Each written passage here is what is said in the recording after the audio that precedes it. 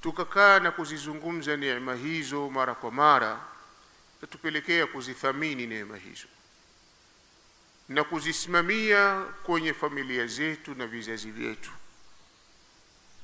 na kutozitaja neema hizi na kuzizungumza neema hizi na kukumbushana neema hizi kutapelekea tupuuze na tuone kwamba kana kwamba hatuna neema tuliopewa na Allah. Neema ya Uislamu na neema ya Sunna ni neema adhima, huwezi kuilinganisha na neema zingine. Waangalie watu katika huu ulimwengu walioneemeshwa na Allah katika hii dunia, madaraka, waliopewa afya, waliopewa wafuasi wengi, waliopewa mali. Kila watu waliopewa katika neema zao, hakuna mbora kama aliyepewa neema ya dini, na hakuna mwenye thamani kama aliyepewa neema ya sunna. Kwa wajibu wetu sisi ni kuihifadhi neema hii na kuichunga vizuri sana na kuisimamia kwenye familia zetu. Baba akasimamia, mama akasimamia, kila mmoja hakikisha kwamba nyumba yake ni nyumba ambayo ina athari ya neema ya Allah subhanahu wa ta'ala, neema ya Uislamu na neema ya Sunna.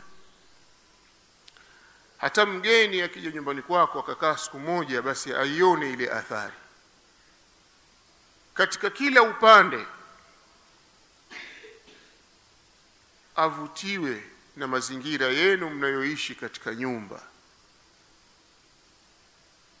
Alipowauliza Mtume kitu gani kimewakalisheni hapa masahaba zake, wakamwambia hatukukaa sisi hapa kwa lingine, tumekaa sisi kwa ajili ya kumtaja Allah, tumekaa sisi hapa kwa kumhimidi Allah juu ya kutuongoza kwake yeye katika dini ya Uislamu, lakini pia kutuneemesha sisi kwa neema kubwa alizotupa.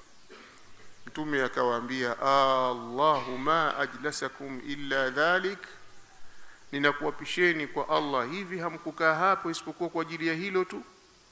Qalu, na wao wakasema, Allahumma ajlasna illa dhalik, wakasema na sisi hatukukaa hapa isipokuwa kwa ajili ya hilo tu.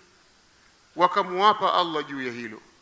Mtume akawaambia, ama inni lam astahlifakum tuhmatan lakum, mimi sikukuapisheni kwamba na kutuhumuni mnasema uongo, walakin atani Jibrilu alayhi salam fa akhbarani bi